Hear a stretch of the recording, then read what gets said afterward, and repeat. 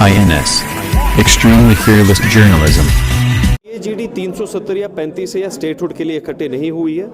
PAGD एक alliance of guilt है, वो एक दूसरे की पर्दादारी के लिए इकट्ठे हुए हैं ताकि वो एक दूसरे को एक्सपोज ना करें, एक दूसरे के खिलाफ बयानात न दे। देखिए PDP ने परसों एक फॉर एग्जांपल बयान दिया कि देखिए क्रिकेट स्कैम में जो इंक्वायरी हुई है ये विक्टिमहुड है। 2-3 साल तक PDP ही बयान दे रही थी कि डॉक्टर फारूक अब्दुल्ला को जेल में ले जाइए। जब इंक्वायरी शुरू हुई बोला नहीं वो पुराने सारे बयान भूल जाइए। तो इनमें बहुत कॉन्ट्रडिक्शंस हैं। ये आपस में बेसिकली खुद एक दूसरे की पर्दादारी करने के लिए इकट्ठे हुए हैं, क्योंकि जिन चीज़ों पे इन्हें लोगों का एतमाद इतने सालों मांगा, इतने दहाइयों से मांगा, अब उन पे हम नहीं मांग सकते। तो भी अगर देखा जाए हर एक चीज़ जो है इलेक्शन के दौरान ही बाहर आता है, जैसे ये जिन रोशनी एक्ट का, आपको नहीं लगता है कि इलेक्शन ट्रेंड होता है ये सारा? देखिए बुखारी साहब ने, हमारे जो प्रेसिडेंट हैं, उनने तो क्लियरली बोल दिया रोशनी एक्ट के बारे में पार्टी का स्टैंड क्या है। मुझे नहीं लगता है कि ये जो सेंस ऑफ विक्टिमहुड परपेचुएट हो रहा है कि देखिए कहीं इंक्वायरी हुई तो ये हमारे खिलाफ विक्टिमाइज हो रहे हैं हम। जिसने गलत नहीं किया उसको डरने की कोई ज़रूरत नहीं होनी चाहिए। जिसने कहीं गबन नहीं किया, धोखाधड़ी नहीं की, झूठ नहीं किया, तो उनको डरने की क्या ज़रूरत है। सर आखिरी सवाल है मेरा, आप पर इल्ज़ाम आयद किया जाता है कि आपने रिगिंग की है उधर इलेक्शन में, जो भी मेरे इलेक्शन में पूरा काफ़ी ज़्यादा गहमा गहमी वहाँ पर थी। देखिए वो वीडियोग्राफी होती है पूरे सेशन की, मजिस्ट्रेट्स के सामने इलेक्शन हुआ, SP के सामने हुआ, गवर्नमेंट ऑफिसर्स, सेक्रेटरी, कमिश्नर के सामने हुआ। जब इलेक्शन स्टार्ट हुआ 2 घंटे तक मेजॉरिटी ऑफ द कॉर्पोरेटर्स चुप रहे और लगभग 10-15 नेशनल कॉन्फ्रेंस के कॉर्पोरेटर्स वेल में खड़े रहे। जो भी स्पेशली फीमेल कॉर्पोरेटर्स वोट डालने आगे जा रही थी वो उनको मारपीट करके उनका बैलेट काट के पीछे जा रहे थे।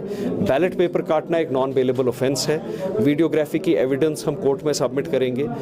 इस बार पहली बार SMC में कानून में तरमीम हुई थी, वो सीक्रेट बैलेट नहीं था, ओपन बैलेट था कि आप किस कॉर्पोरेटर ने कैसे किसको वोट डाला, that is open. It was the cleanest election.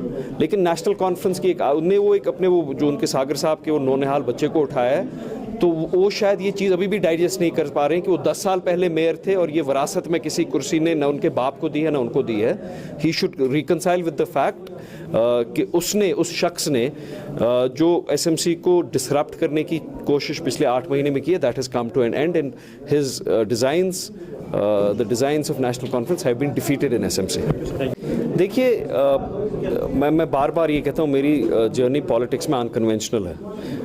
मेरा बाप चीफ मिनिस्टर या मिनिस्टर नहीं था कि मैंने विरासत में सियासत ली है और विरासत में ही मैं सियासत करूँ। एक लर्निंग कर्व भी है मेरा। मैंने जहाँ तक अपनी एक्सपीरियंस से देखा है 10-11 साल की सियासत में, मैंने बहुत जल्दी सियासत शुरू की कॉलेज से निकलते हुए ही। लगभग 2010 में मैं अमेरिका से वापस आया। मैंने पर्सनली विटनेस किया है कि यहाँ पे मेन स्ट्रीम, जो ट्रेडिशनल मेन स्ट्रीम है, उनकी नीयत क्या है, उनके आमाल क्या हैं और कितना उनके कौल और फ़ैल में तज़ाद है। और ख़ासकर हम ये तो अचीव करें कि हम अपने बच्चों को उस इस्तेसाल में न धकेलें जिसमें हमें जो हमें डील करना पड़ा, जो हमारे वालिदैन को उससे डील करना पड़ा। I think the time has come to start a new chapter for Jammu and Kashmir. और I think Apni Party is that leaf in that book कि ये this is the new beginning for the polity of Jammu and Kashmir, जहाँ एक clean pragmatic practical politics हो।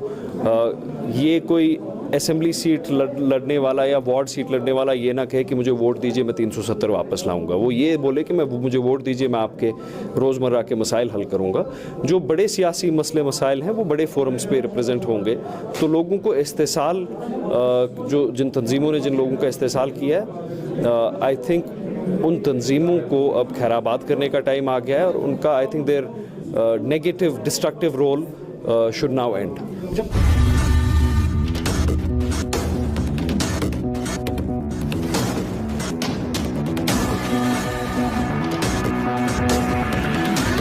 INS Extremely Fearless Journalism.